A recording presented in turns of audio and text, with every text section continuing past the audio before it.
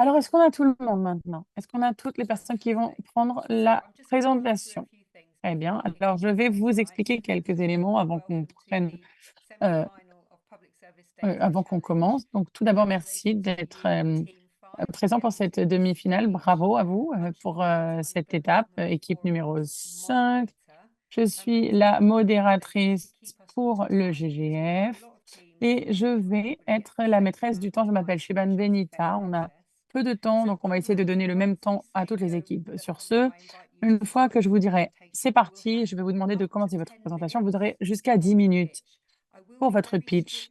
Je serai très stricte, d'accord? Donc, quiconque parle à la minute 9, je vais gentiment vous dire il ne vous reste plus qu'une minute. Donc, comme ça, je vous préviens, c'est ce qui va se passer. Une fois que vous aurez fait votre présentation, les juges, on a un panel formidable de juges que vous voyez ici, ils sont assis dans la salle, ils sont déjà prêts à vous écouter, à écouter votre pitch. Une fois que vous aurez fait la présentation, ils parleront pendant jusqu'à 15 minutes, ils vont vous poser des questions en tant qu'équipe. Sachez simplement que si ceux qui ne présentent pas veulent répondre, n'hésitez pas à allumer la caméra au moment des questions-réponses. Alors, pas pendant la présentation, simplement pendant la question-réponse, on aura besoin de toutes vos caméras. Vous êtes libre de faire votre présentation dans la langue qui vous convient, dans la langue qui vous sied le mieux. Sachez également qu'en bas de l'écran Zoom, vous avez l'interprétation, un bouton d'interprétation en anglais et en français pour avoir accès à l'interprétation en simultané, donc n'hésitez pas à l'utiliser. Heu, J'aimerais vous demander, en mon nom et également au nom des interprètes, de parler clairement, ce serait formidable. Je sais que vous n'avez que 10 minutes, mais s'il vous plaît, ne parlez pas trop vite. Nous avons des interprètes et ils vont devoir vous suivre. Vous partagez d'ores et déjà vos diapos. Je vérifie simplement que les juges sont prêts. Est-ce qu'ils sont prêts? Je crois que c'est le cas. Alors sur ce, je vais vous inviter à commencer votre présentation. Bonne chance de ma part et je vous donne la parole. Bonjour, mon nom est Cassolet. Christina et moi allons présenter un outil pour fournir des meilleurs services aux personnes en itinérance. Il est frustrant pour les personnes sans abri de trouver des services, car il n'existe pas de plateforme centrale de gestion des stocks indiquant en temps réel si et où les ressources sont disponibles. Je fais du bénévolat pour une organisation appelée Dans la rue, où nous parcourons Montréal en distribuant de la nourriture et des vêtements. This month, one of our clients told me about him breaking his arm when fleeing from an assault. He was in so much pain that he had a hard Et time holding the hot dog he ordered. une fois, il y a quelqu'un que nous avons vu qui, avait été victime d'une attaque. Il avait tellement mal qu'il avait même du mal à tenir son hot dog et malgré ça, il ne faisait pas confiance au système pour l'aider. À cause de ça, parce qu'il n'avait pas de médecin et nous voulons travailler sur les questions de santé mentale et aider les Canadiens, heu, et Canadiennes dans la rue. Selon les chiffres, trop de Canadiens sont encore menacés par, une situation de sans-abri. 11 des ménages ont connu, le sans-abrisme au cours de leur vie. 2 ont été confrontés au sans-abrisme absolu. Les causes sont indépendantes de notre volonté. Il y a parfois la question de rupture familiale, de problèmes de santé mentale ou des difficultés financières. C'est la raison pour laquelle il faut s'attaquer à ce problème car les chiffres sont alarmants. Le sans-abrisme absolu a augmenté de 88 entre 2018 et 2012. L'occupation des refuges atteint un niveau critique. Nous ne sommes pas les seuls à gérer et à collecter ces données. Être le point de contact avec les personnes sans domicile fixe fait que nous avons besoin de mettre ces données à disposition. Les refuges ont leurs propres données et leur propre système de collecte de données. Et les acteurs des données, il y a tout d'abord donc les refuges, Infrastructure Canada, mais c'est compliqué pour eux de collecter des données. Il n'y a pas assez d'expertise, d'analyse notamment et donc ils n'utilisent pas assez ces données pour améliorer les services.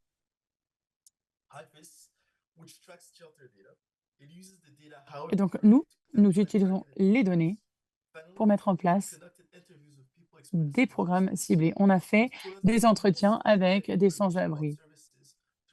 Et ils nous ont dit que la plupart du temps, c'est surtout dans les réseaux sociaux qu'ils trouvent les informations sur les refuges et sur les ressources disponibles, notamment Twitter et We want to add value to Facebook. the data Nous voulons to ensure améliorer that refugees la manage that valeur data des données before taking pour faire en decisions sorte que les refuges that utilisent could put bien les données et prennent de lives. bonnes décisions We et want to améliorer ensure secure ainsi la reporting vie des and personnes shelf sans-abri au by storing Canada. information on an Nous aggregated stockons des informations au data niveau agrégé qui n'incluront pas des informations privées, avec également un système de cryptage pour améliorer la Our solution confidentialité de enable manière to plus manage générale. manufacturing availability C'est in une real time. solution qui offre une gestion d'inventaire et d'informations et de données pour traquer la disponibilité en temps réel des lits dans les refuges, promeut également le partage des ressources grâce à une génération automatisée de rapports.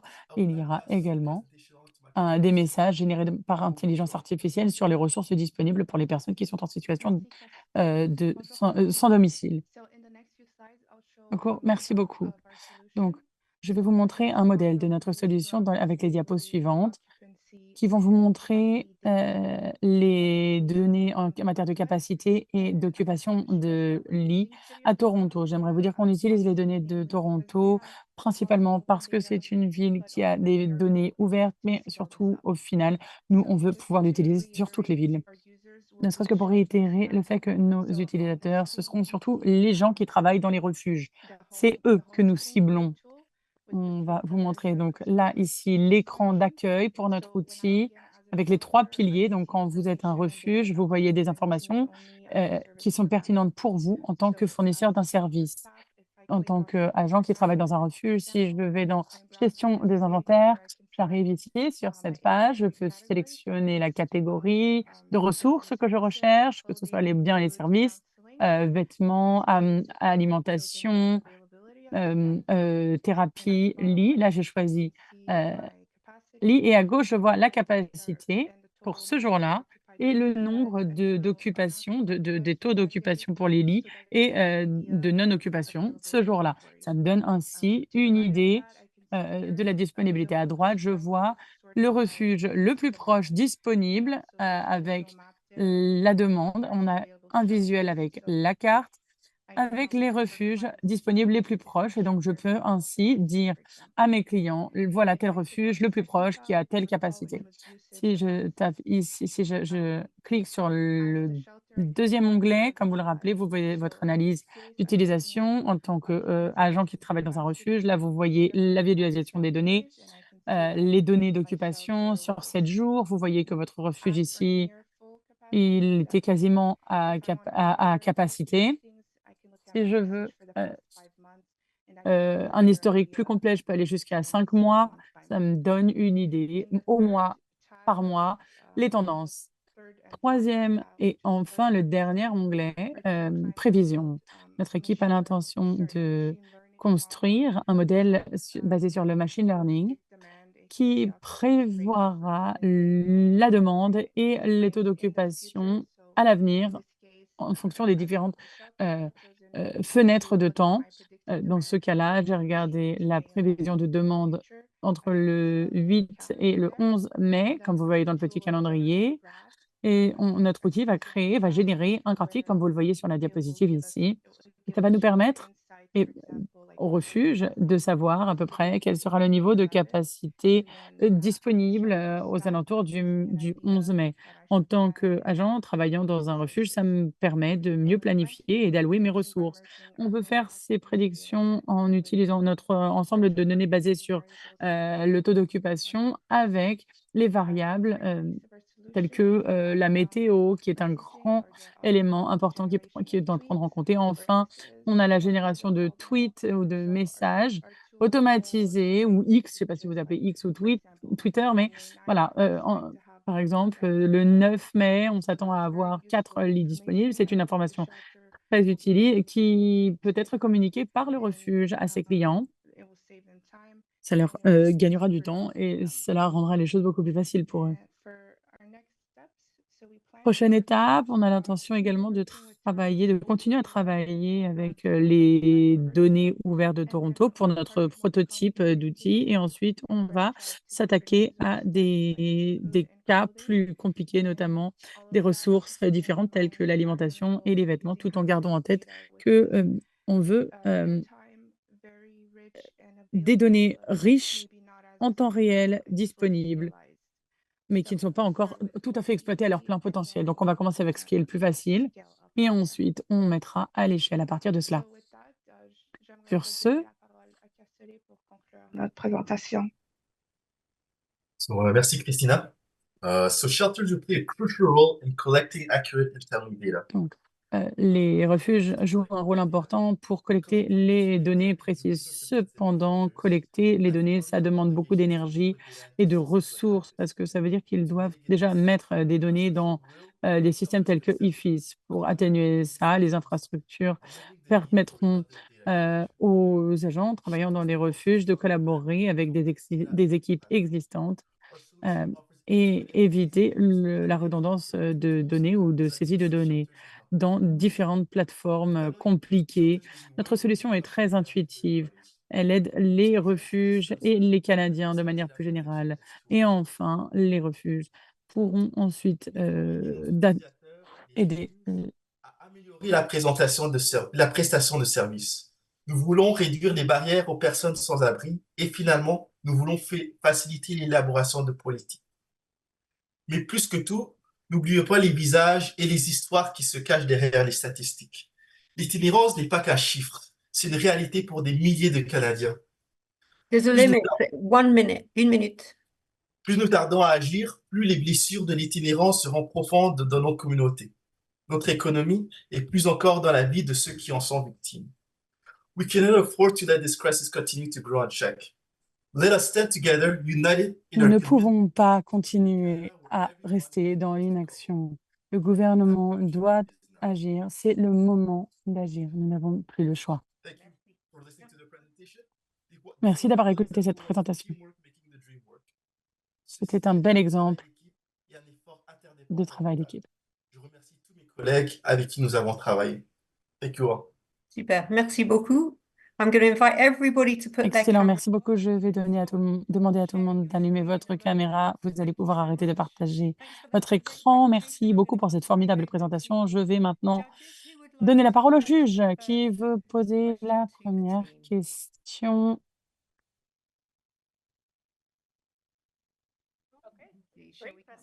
Yeah, Erica, thanks. Hi. Excellente présentation, merci beaucoup. Qui commence? Erika, on vous écoute. Formidable présentation, merci beaucoup. Je suis très intriguée, à vrai dire. Étant donné la crise et l'augmentation du sans-abrisme, je sais combien c'est un défi. Je me demande à quel ensemble de données vous avez intégré. Je crois que vous avez présenté au début de la présentation un tableau de données. Est-ce que vous avez utilisé d'autres ensembles de données provenant d'autres sources que les refuges? Ça, c'était donc ma première question. Deuxième question, je me demande, est-ce que vous avez exploré les similarités avec les outils de gestion des ressources des hôtels, les ressources hôtelières, notamment le Hilton, le Marriott? J'imagine qu'ils ont un outil pour gérer leurs ressources alimentaires, lits, etc. Est-ce que vous avez fait des comparaisons avec ce type de secteur? Qui veut prendre cette question? Je peux prendre la première partie. Le graphique auquel vous faites référence est probablement celui que vous avez vu dans la première ou la deuxième diapositive. Qui vient donc des données sur les capacités de lits disponibles à Toronto. C'est également les données qu'on a utilisées dans notre modèle. Pour les autres graphiques, ce sont des données qui sont granulaires, qui sont collectées tous les jours à 4 heures du matin. Donc, ce n'est pas en temps réel, mais à peu près, presque. Et on a également utilisé les données ouvertes, les open data de la province d'Alberta et des données historiques, parce qu'ils ont des données qui datent de 2013, donc plus de 10 ans de données qu'on a pu analyser dans notre outil. Excellent. Y a-t-il quelqu'un d'autre qui voudrait intervenir sur cette question? Excuse-moi, for the hotel question, it's actually Pour la we question don't. sur les hôtels, on ne va pas réinventer la roue. Comme Christine l'a dit, notre solution, c'est un système de gestion des inventaires. Et les hôtels, ils en utilisent. Donc, C'est une excellente comparaison de parler des hôtels. Donc, on s'attend à ce que leurs outils soient assez similaires. Nous, on veut que les différents refuges soient également connectés entre eux. Mais vous avez tout à fait raison, ce sont des outils qui sont, somme toute, assez similaires. Cher Jules, je reviens vers vous. Élise, quelques questions très rapidement. C'est très bien fait, puis c'est agréable d'entendre un petit peu de français aussi. Merci beaucoup, Cassoli, pour ça. Donc, ma première question va être en français. Vous mentionnez les sources de données étant de open data, mais je me demandais si dans votre modèle de prédiction, si vous ajoutez des trucs comme la température ou les données météo, les prévisions météo, parce que j'ai l'impression que ça aurait une certaine incidence sur l'occupation. And the second one is more about the data standard. Deuxième question sur les standards en matière de données. Comment est-ce que vous réconciliez ces données? Est-ce que vous pensez que ce sera un défi pour sortir de la ville de Toronto uniquement? Vous avez parlé de Alberta, notamment, Christina. J'imagine que vous avez l'intention de couvrir la plupart des villes principales du pays. Donc, quels sont les obstacles à la mise à l'échelle? Qui veut prendre la parole sur ces deux parties de la question? Christina Cassol. Je m'excuse, je vais répondre en anglais si c'est OK. For the prediction part, so yes, for Je peux répondre en anglais. Donc, pour la partie prévision, clairement, on va rentrer dans le détail des différentes variables en matière de prévision météorologique. La météo c'en est un, mais il y a d'autres indicateurs tels que les taux d'addictologie, des indicateurs liés à la santé mentale, les index, les indicateurs du Canada sur le manque, les index de vulnérabilité contextuelle et d'autres indicateurs sur lesquels on va se pencher qui sont en lien avec les sans-abri. Pour la standardisation des données, nous allons vraiment utiliser HIFIS. Donc, HIFIS, c'est une collection de données qui existe déjà, que plusieurs abris utilisent déjà. Donc, les données sur HIFIS sont déjà standardisées. Alors, on va seulement utiliser les données sur HIFIS. L'objectif de notre projet, c'est vraiment utiliser ces données d'une façon pour aider les abris, parce qu'en ce moment, ces données sont seulement sur notre base de données à Infrastructure Canada, et ça sert qu'à nous, quoi, à faire des politiques. Mais à notre avis, ça peut vraiment aider les abris à fournir des meilleurs services aux Canadiens. Donc, ouais, c'est vraiment notre projet, c'est vraiment un out of the box project, right? On a déjà le Inventory Management System, ça existe déjà, et le HIFIS, on a déjà des données. C'est juste vraiment intégrer tout pour faire une solution plus appropriée pour les abris. Thank you. Judges, I'm coming back to you. Très bien, Who would cher like- juge, je reviens vers vous. Qui veut poser la prochaine question plutôt? Dominique Julie, sorry. Julie, then Dominic. ou Julie et ensuite Dominique? Très bonne présentation. Juste peut-être deux petites questions. Vous parlez comme un de vos défis de la nécessité de convaincre les utilisateurs. Est-ce que vous avez quelques idées de comment commencer à faire ça? Puis, my other question was regarding you're talking Autre about. question, vous avez parlé de logement. Maybe I missed Alors, j'ai peut-être raté ça dans votre présentation, mais est-ce que vous avez une plateforme et la technologie pour l'hébergement plutôt, l'hébergement de ces données? Merci. Who would like to take that question? Qui veut prendre cette question? Any member of the team can talk as well. Tous les membres de l'équipe peuvent prendre la parole. Kate, si vous voulez, allez-y. Bonjour, je m'appelle Kate Burnett Isaacs, directrice de la Data Science et Infrastructure Canada. Pour ce qui est de la plateforme et de l'utilisation et pour le fait d'encourager les utilisateurs au sein des refuges, à vrai dire, comme on l'a dit, on va se baser sur HIFIS, donc ce système qui est déjà utilisé dans les refuges au Canada à l'heure actuelle.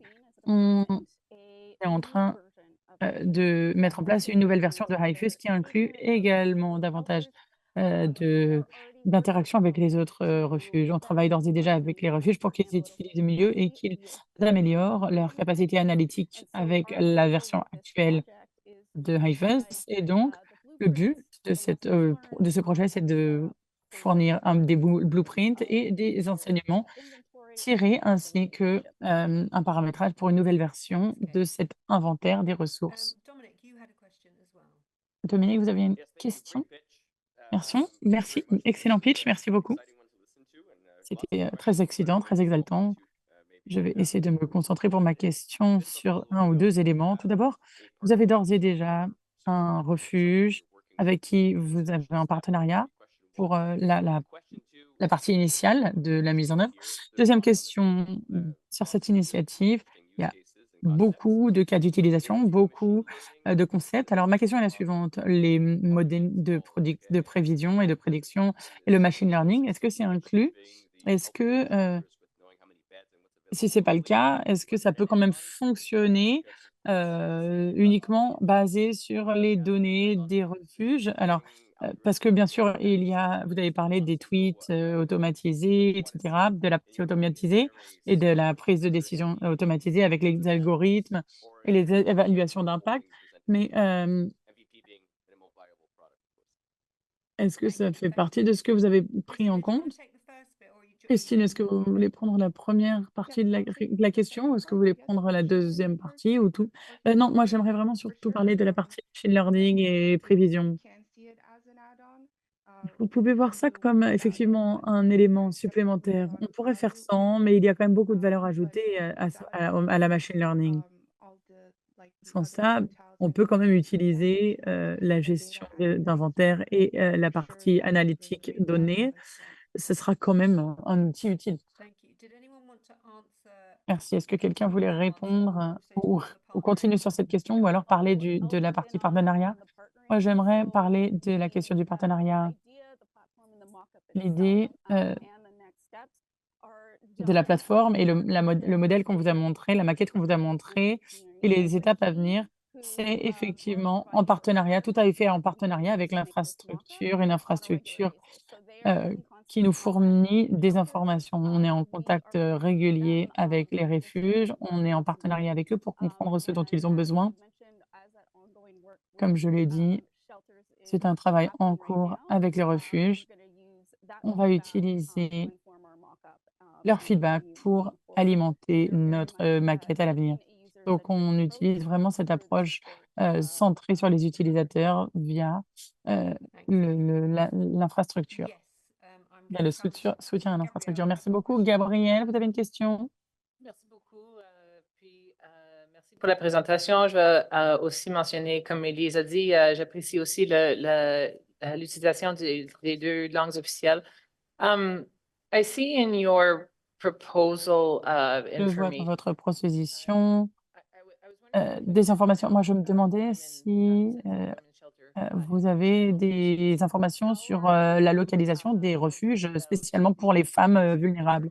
Est-ce que vous pensez à l'agrégation des informations, étant donné qu'il y a parfois de la sensibilité dans les informations que vous traitez? Et est-ce que vous faites de l'exclusion de données pour essayer de cacher ces ensembles de données peut-être plus sensibles? Je ne parle pas que de la nécessité de les anonymiser, simplement, est-ce que vous les agrégez? Comment est-ce que elles interagissent? Qui peut prendre cette question sur les données sensibles? Je peux le faire. La sensibilité des données, tout d'abord, on essaye d'utiliser des données uniquement anonymisées. Alors oui, on veut des informations plus granulaires pour fournir des informations nécessaires pour les refuges, mais c'est également une des raisons pour lesquelles on propose dans notre solution le fait d'avoir une importation de données, privées dans la solution. Donc ce qu'on veut faire, c'est, tout d'abord créer une relation de confiance avec les refuges et s'assurer que, ils utilisent et incluent leurs informations, notamment les informations sensibles. Vous avez parlé de l'exemple des refuges de femmes et on essaie de leur montrer qu'on protège leurs informations. On va, faire une expérimentation avec, un système de cryptage des informations pour garantir le fait que les informations soient protégées et pour tout pour continuer à utiliser les informations agrégées et les informations analytiques. Pour revenir sur ça, est-ce que vous envisagez de, faire une authentification des données?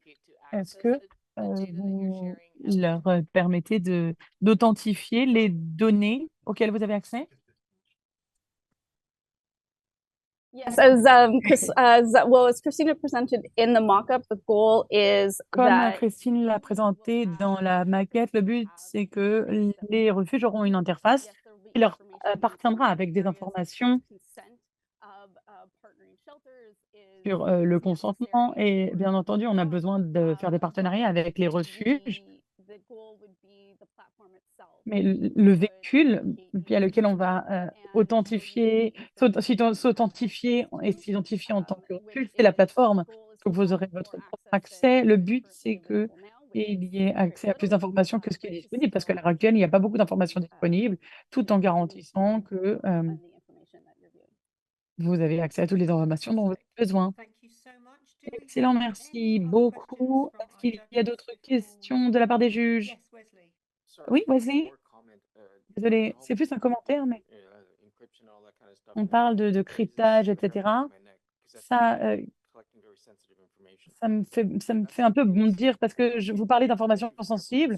Et si c'est le cas, il faut faire très attention à la question de l'acceptation sociale. Il y a des gens qui vont.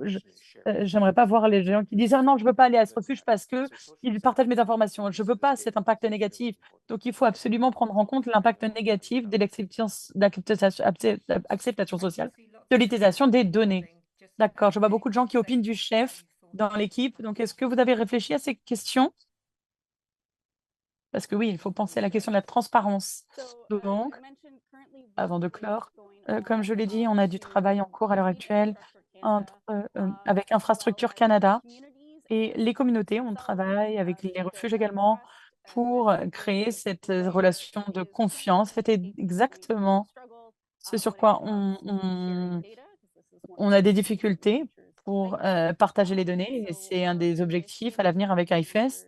Donc, avec ces mesures de confidentialité, c'est ce qu'on veut faire. On veut créer cette transparence, cette confiance et inciter les refuges à partager leurs informations. Merci beaucoup. Je crois qu'on a atteint la fin du temps imparti. Dominique, vous aviez la main levée. Oui, une dernière question, si je peux me permettre. Désolée de mon ignorance, mais vous avez parlé des tweets. L'utilisateur final de ces tweets, qui sont-ils? Ce sont les gouvernements municipaux ou les refuges alentours, ou est-ce que c'est surtout les sans-abri? C'est pour les sans-abri. Comme Cassol l'a dit,